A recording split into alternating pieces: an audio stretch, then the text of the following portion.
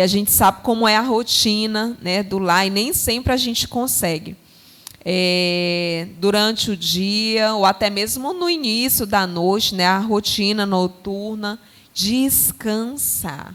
Às vezes a gente consegue desmaiar, né? Chega a um ponto de exaustão, né, de cansaço, que a gente praticamente desmaia. Não é nem para, é desmaia.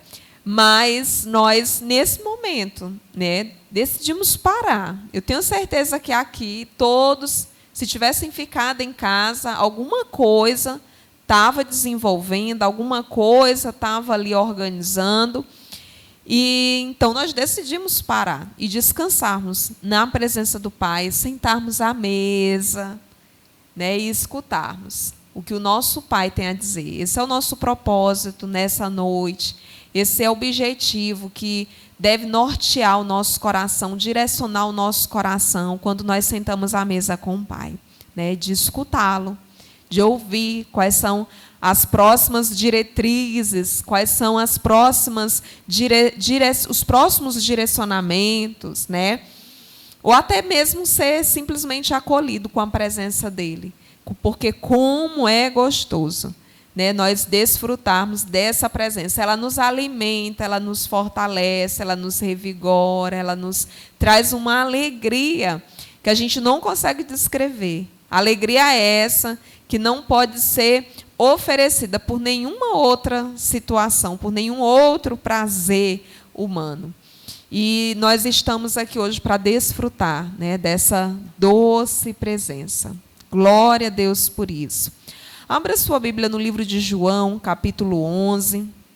Nós vamos falar na noite de hoje, na verdade, trazer à nossa memória, na noite de hoje, esse episódio tão conhecido nosso, que é a ressurreição de Lázaro, né? Esse foi um texto que eu desfrutei no dia de hoje, e eu gostaria de compartilhar com vocês aquilo que desceu do céu, né, à minha mesa, e eu gostaria de compartilhar esse pão com os amados.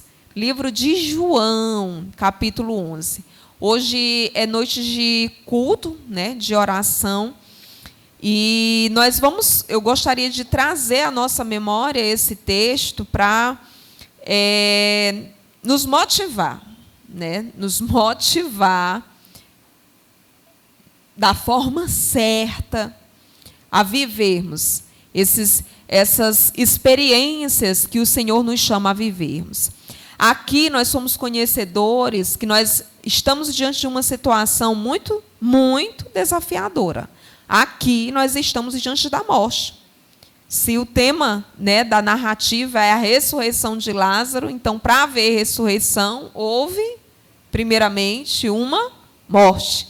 Então, nós estamos diante de um grande desafio, a morte.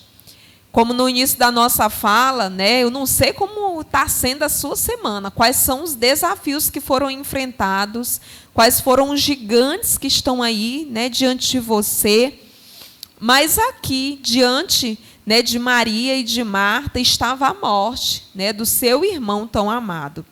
E a palavra do Senhor diz assim: estava enfermo Lázaro, de Betânia, da aldeia de Maria e de sua irmã Marta. Esta Maria, cujo irmão Lázaro estava enfermo, era a mesma que ungiu com bálsamo o Senhor e lhe enxugou os pés com seus cabelos. Mandaram, pois, as irmãs de Lázaro dizer a Jesus: Senhor, está enfermo aquele a quem amas. Ao receber a notícia, disse Jesus: essa enfermidade não é para a morte, e sim para a glória de Deus, a fim de que o Filho de Deus seja por ele glorificado. Ora, amava Jesus a Marta e a sua irmã e a Lázaro.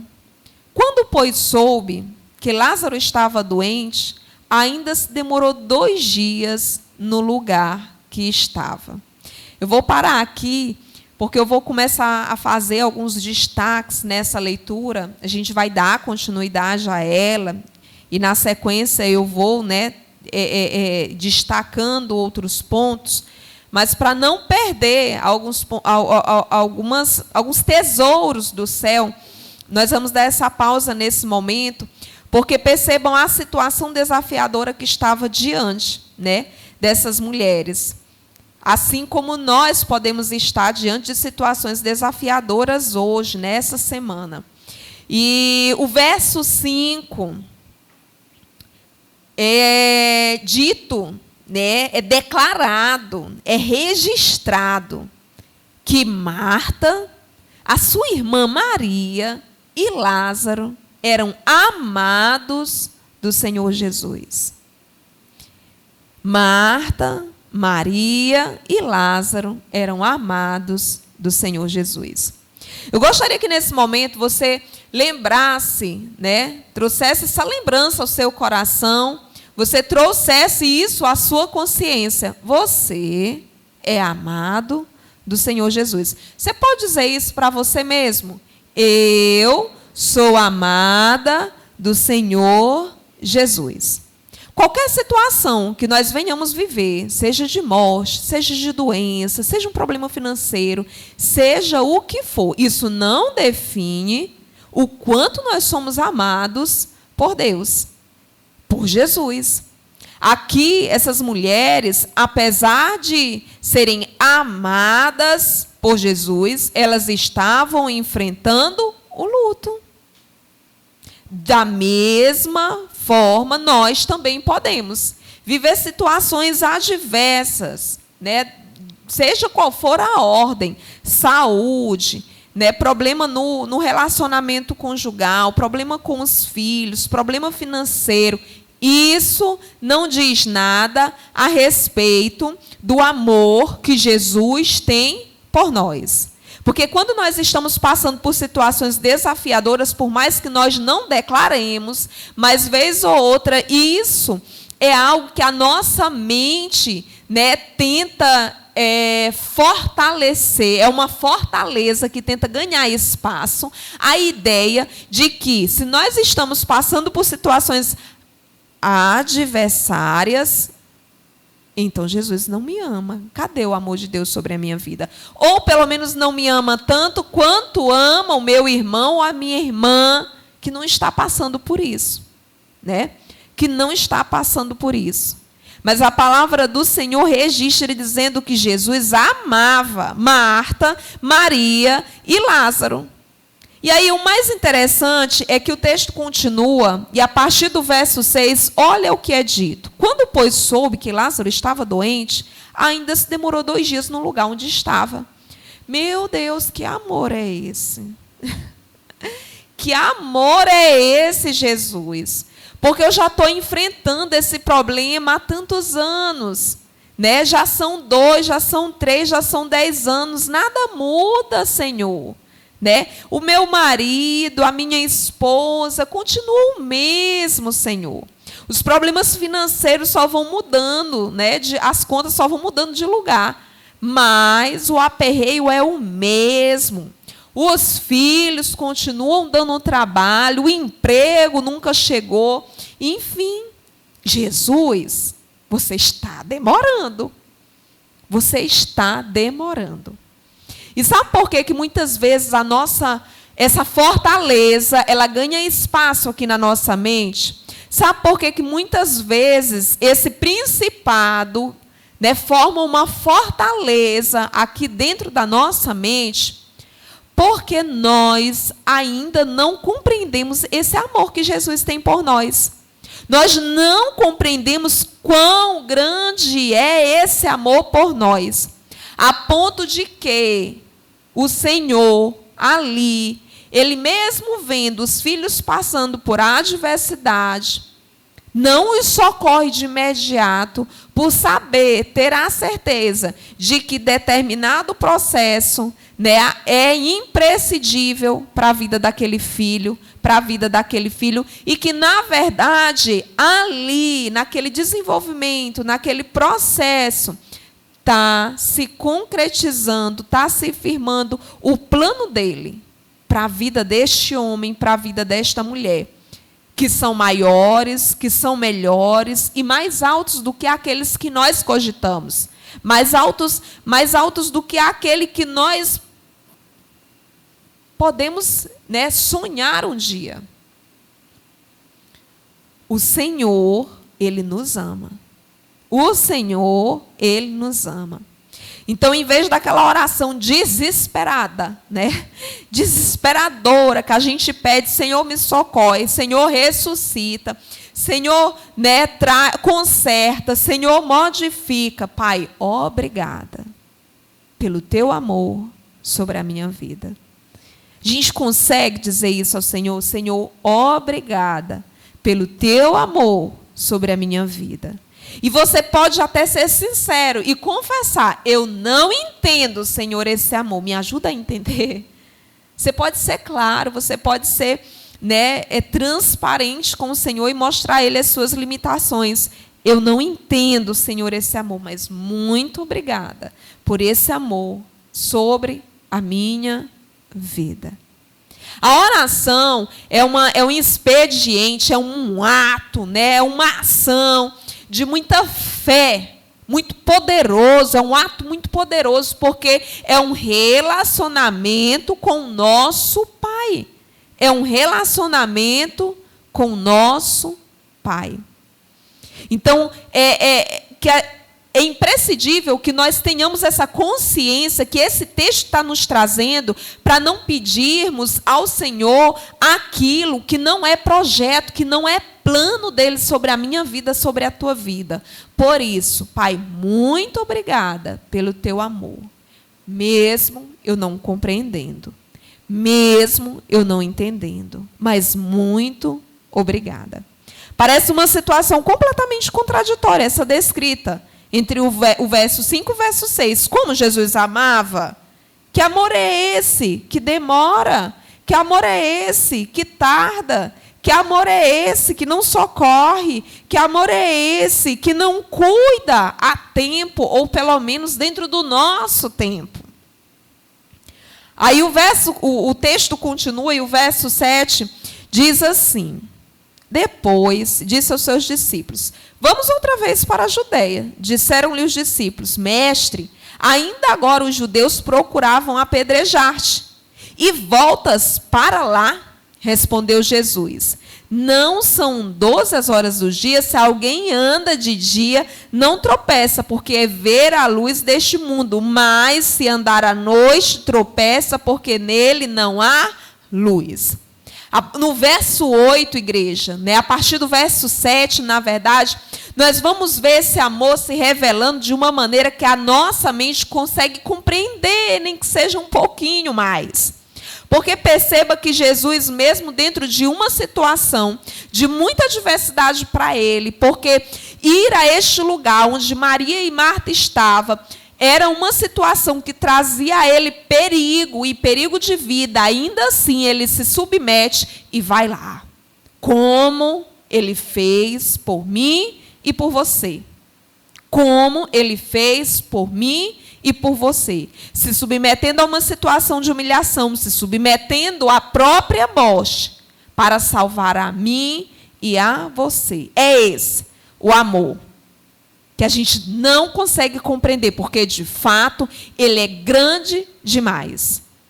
Que mesmo uma situação completamente, né, de risco, ele enfrenta, ele entra nessa situação, ele se dispõe a viver essa situação por amor a mim e a você. Então, todas as vezes que o questionamento vier à sua mente sobre esse amor que ele declara sobre a tua vida, por causa da demora, por causa do passar, né, dos ponteiros do relógio, pelo passar dos dias no calendário, e aquilo que você espera não ter acontecido, que você possa também trazer à sua consciência que,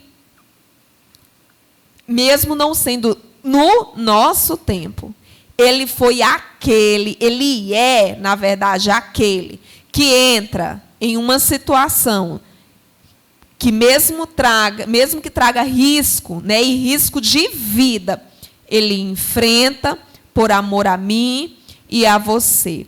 E ele até justifica, né, essa atitude dizendo aos discípulos que, enquanto há dia, eles podem andar em segurança. E esse dia, essa luz que ele fala, é em relação a ele mesmo. Enquanto há dia, enquanto houver luz, ou seja, enquanto eu estiver aqui, nós vamos andar. Nós vamos para o nosso destino.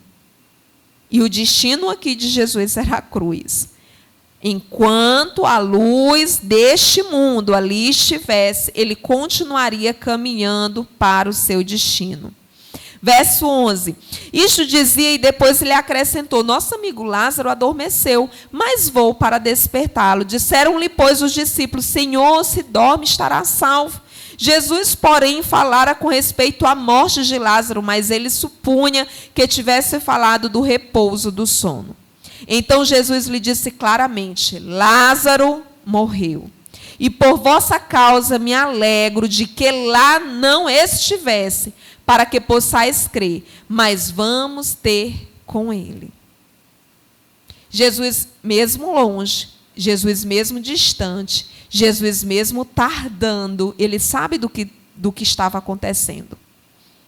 Deixa eu trazer uma coisa à tua memória. Jesus sabe o que está acontecendo. Jesus sabe, inclusive, aquilo que você não sabe que está acontecendo, ele sabe. Então, ele tem o controle, exatamente, de todas as coisas. Ele sabe da tua dor, ele sabe do sentimento que você está aí no teu coração, ele sabe do medo, ele sabe da angústia, ele sabe, inclusive, da raiva, da decepção, da frustração. Ele sabe. Eu não sei se para a tua vida, né, ele está dizendo como aqui dizia para Lázaro: Lázaro morreu. Lázaro morreu. Porque talvez essa seja a tua situação, uma situação tão adversa, tão difícil, que você, apesar de estar aí de pé, né, limpinho, ajeitadinho, arrumadinho, às vezes até sorrindo, mas dentro, por dentro, você já morreu. Porque a dor é tão grande, tão grande, tão grande, que você, de fato, se sente como se você já estivesse ido. Como se aquele João, né, já não mais existisse. Como se aquela Marta já não mais existisse. Como se aquele Paulo já não mais existisse. De realmente ter chegado ao fim da linha. Jesus sabe. Aqui ele disse aos discípulos: Lázaro morreu. Lázaro morreu. E aí ele diz, diante disso ele diz que isso, né, nós vamos lá e isso vai ser para o louvor, para a glória, né, do Senhor. Ou seja, essa situação, por mais difícil, desafiadora que seja, por mais difícil e desafiadora que seja, o Senhor quer que o nome dele seja exaltado nela. E essa exaltação do nome do Senhor, ela não acontece pela resolução da situação, não é assim. Porque a gente imagina que esse louvor, que essa exaltação do nome do Senhor, em uma situação de uma situação difícil, só vai acontecer se a situação for resolvida. E às vezes não. Às vezes não. Mas a forma como eu me posiciono nela, mas a forma como eu vivencio ela, sim. O nome do Senhor ali vai ser exaltado. O nome do Senhor ali vai ser glorificado. Tem uma fala, né, do meu cunhado, o Maílson. Às vezes tem pessoas que dizem, né, algumas coisas e marca. E isso foi uma fala assim que marcou meu coração. Ele diz assim: no céu é muito fácil louvar a Deus no céu. Mas muito fácil. Lá não vai ter fome, lá não vai ter boleto para pagar, lá não vai ter doença, lá não vai ter decepção, não vai ter frustração. É muito fácil. Então, a oportunidade que nós temos de adorar a Deus na nossa limitação, né, nas dificuldades que vivemos aqui, é aqui. Nós não vamos ter, depois daqui, uma outra oportunidade dessa, de adorar o Senhor, mesmo em meio a dificuldades, mesmo em meio a desafios. Nós não vamos ter. Então, a oportunidade é hoje. É hoje. Senhor, como eu posso te glorificar? Como eu posso te exaltar nessa adversidade, nessa situação? Olha como a nossa oração ela pode mudar completamente. Agora há pouco eu disse, né? Senhor, eu sei que tu me amas, apesar de eu não compreender esse amor. Senhor, a situação é essa, e você descreve a situação. Me ajuda a te louvar, a te glorificar nessa situação. Me ajuda, Senhor. Olha como muda, como muda. Porque a oração que nós estamos acostumados a fazer é, Senhor, resolve. E às vezes a gente diz como que quer que resolva, né? Eu quero que aconteça assim, assim, assado, faz desse jeito, convence o fulano, convence o cicrano a agir assim, assim, a ser assim, assim, a fazer isso ou aquilo. Sim, entender que Deus, Ele tem um conhecimento muito maior do que o nosso. E a gente perde a oportunidade de sentar à mesa e dizer, Pai, fala, eu quero te ouvir. Pai, fala, eu quero te ouvir. Senhor, como eu posso te louvar, como eu posso te glorificar, como eu posso te exaltar nessa situação? É uma situação de morte. Como eu posso te louvar, como eu posso te glorificar? O verso 15 continua a narrativa dizendo assim, verso 14. Então, Jesus lhe disse claramente, Lázaro morreu, e por vossa causa me alegro de que lá não estivessem, para que possais crer. Mas vamos ter com ele. Então Tomé, chamado Dídimo, disse com os codiscípulos, vamos também nós para morrermos com ele. Essa fala, né, de Tomé é um tanto hilária, porque ele diz, né, ele não olha para a situação em que pode haver um milagre, ou seja, um morto ressuscitar, mas Tomé estava olhando as circunstâncias, ao contexto. Qual o contexto? Que havia homens que perseguiam Jesus e o perseguiam para matar. Olha como quantas vezes nós estamos como Tomé. Olha como quantas vezes estamos como Tomé. A gente tira a visão do milagre do Senhor na nossa vida, seja ele qual for, não o nosso milagre, mas o milagre de Deus. Porque às vezes o milagre que a gente espera é a nossa oração atendida, daquele jeitinho que eu falei agora há pouco. Senhor, faz assim, assim, assado, ajeita isso, desse jeito, e a gente fica esperando o nosso milagre, não o milagre de Deus. A gente fica esperando a nossa ressurreição, o nosso processo de ressurreição, que na verdade nem existe, e não o processo de ressurreição de Deus na nossa vida. E novamente eu friso, para haver ressurreição é necessário haver morte. Então existe um processo de morte para haver um processo de ressurreição. E Tomé, ele tira o olhar desse processo de ressurreição que pode acontecer. E ele olha as circunstâncias. Não, Senhor, a gente não pode ir, porque se a gente for, vão nos matar. Ou mesmo que vá, né, como ele disse, mas vamos para morrer, né? Porque é isso que nos espera lá, a morte. Porque há pessoas que nos perseguem, é isso que vão fazer conosco, nos matar, se lá nós voltarmos. Eu não vou fazer de novo. De novo? Não vou, não. Não vou tentar de novo. Para quê? Para passar pela mesma situação? Para viver o mesmo sofrimento? Para morrer mais uma vez? Para viver isso aqui de novo? Vou, não. Quantas vezes, né? Nós permitimos com que esse espírito de Tomé nos tome por completo. E assim, somos impedidos de vivenciar o extraordinário de Deus, de vivenciarmos o milagre que o Senhor tem, que o Senhor deseja que desfrutemos. Chegando Jesus, encontrou Lázaro já sepultado havia 4 dias. Ora, Betânia estava a cerca de 15 estágios, perto de Jerusalém. Muitos dentre os judeus tinham vindo ter com Marta e Maria para as consolar a respeito de seu irmão. Marta, quando soube que vinha Jesus, saiu ao encontro. Maria, porém, ficou sentada em casa. Eu quero imaginar, isso é só uma suposição, porque a gente não consegue, a gente não tem assim de certeza como foi o processo cronológico dos acontecimentos. Mas eu quero imaginar que esse momento da ressurreição de Lázaro aconteceu após Maria ter ungido Jesus com aquele bálsamo caríssimo. Depois que ela fez aquele culto lindo ao Senhor de lavar seus pés, de enxugar seus pés com os próprios cabelos.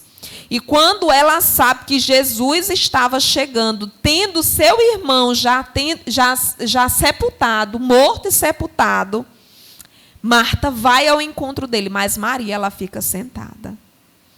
A gente fica desanimado no meio da caminhada, quando a gente imagina que já fez tanto para o Senhor, que já trabalhou tanto na obra, e as coisas não se consertam, pelo menos não da nossa maneira. A gente fica assim como Maria estava, sentada, desanimada, desacreditada, frustrada, decepcionada com esse amor descrito lá no verso 5. Eu quero imaginar que Maria, lá na mente dela, ela estava questionando tudo isso. Meu Deus, mas que amor mesmo é esse, Senhor? Onde é que tu estavas? O que é que tu estava fazendo? De tão importante que você não veio numa hora de tamanha aflição, numa hora de tamanho desespero. Por que você não impediu, Jesus, disso acontecer na minha vida? Por que você não impediu, Jesus, dessa situação se instalar dentro da minha casa? A gente fica desse jeito, sentada.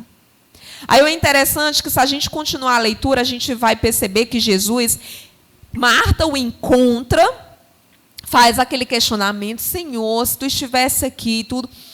Mas Jesus, ele para ali e ele não dá prosseguimento. Ele chama Maria. Ele manda chamar Maria.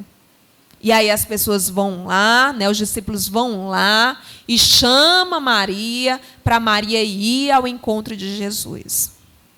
Jesus, assim como sabia que Lázaro já estava morto, ou seja, assim como Jesus sabia de tudo que está acontecendo, de tudo que aconteceu na tua vida, ele também sabe de como hoje você está frustrado, você está frustrada, desacreditado, desacreditada, decepcionado, decepcionada com Deus. Porque às vezes nós estamos nessa condição. A gente não professa, a gente não fala diretamente, mas lá dentro a gente está decepcionada com Deus. E Jesus, sabendo disso, ele não termina o percurso, mas ele chama, ele impulsiona Maria a se levantar, a sair daquele lugar e vir ao encontro dele. Ou seja, a ter um encontro com o Senhor. Mas um encontro não com aquele que pode curar.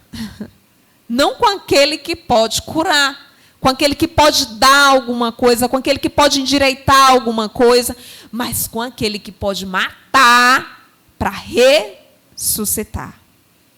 Mas com aquele que pode permitir morrer para poder ressuscitar. Vocês estão entendendo isso, meus amados? Porque quantas vezes nós estamos querendo ter um relacionamento com esse Jesus que cura, que nos livra de acidente, que nos livra de um assalto, que nos livra de uma doença. A gente quer esse Jesus preventivo. Aquele Jesus, sabe, o guarda, o vigia, que não deixa nada acontecer. A gente quer ter esse contato com esse Jesus. E é por isso que a gente vem para a igreja e ora, e cultua, e louva, e glorifica, porque meio que indiretamente a gente está fazendo um ritual para que as coisas continuem fluindo muito bem, ou se endireitem, se não estão. Mas a gente quer alguma coisa, por isso que a gente está aqui. Enquanto Jesus, ele para no meio do caminho e ele espera Maria se levantar para ter um encontro, não com Jesus, que resolve coisinha besta. Mas com aquele Jesus que permite que a morte venha, que permite com que situações assim completamente desastrosas se instalem, para que aquilo que não é verdadeiro, para que aquilo que não é puro, para que aquilo que não é dele, de fato se dissolva, de fato saia, de fato se disperse e fique somente aquilo que é puro, aquilo que é verdadeiro, aquilo que é valioso. Ele deseja, igreja, na nossa vida, realizar esse processo de ressurreição. De ressurreição. Mas ele sabe que para que isso aconteça, é necessário ele se demorar um pouco mais. Ele se demorar um pouco mais. E eu sei, amados, que não é fácil ver os anos passarem. Não é fácil ver os dias passarem. Não é fácil saber que Jesus, né? A gente imagina assim, meu Deus, Jesus está bem aqui na casa do meu irmão, está bem aqui na casa vizinha, operando tantos milagres, desembaraçando tantos nós, organizando tanta situação, são tantos testemunhos que eu escuto, ele está bem aqui pertinho, mas ele não vem na minha casa, ele não vem na minha vida, na vida dos meus filhos, ele não vem na minha empresa, ele não vem me socorrer. Ele está se demorando para que a morte aconteça. Às vezes é necessário o Senhor se demorar. Mas isso não significa que Ele não nos ame. Verso 5 diz, Ele amava Marta, amava Maria, amava Lázaro. Aqui poderia ser muito bem substituído. Ele ama a Tiziane, Ele ama a Maiane, Ele ama a Rose, Ele ama o Nenezinho, Ele ama todos nós. Ele ama. Mas se necessário for, ele pode se demorar um pouquinho. E isso não é que ele perdeu a logística, que ele se atrasou, sabe que o relógio venceu ele. Ele tem o controle sobre todas as coisas. Inclusive, não é o relógio que rege ele, né? Não é o relógio que rege ele. E ele pode se demorar. Ele pode se demorar um pouquinho. Mas tenha a plena ciência que quando ele chegar, ele ressuscita, nem que esteja morto há 3 dias. Sabe, nem que a empresa tenha falido por completo, não interessa, pode estar só as cinzas, ele ressuscita. Nem que o teu coração esteja completamente fraco, ele ressuscita. Ele ressuscita. E ele espera você, né, se levantar como Maria se levantou para conhecer um Jesus que ressuscita. Amém? Se coloque de pé, nós vamos orar. Nós vamos orar não para a resolução dos nossos problemas, mas nós vamos orar para que o nosso coração seja resolvido.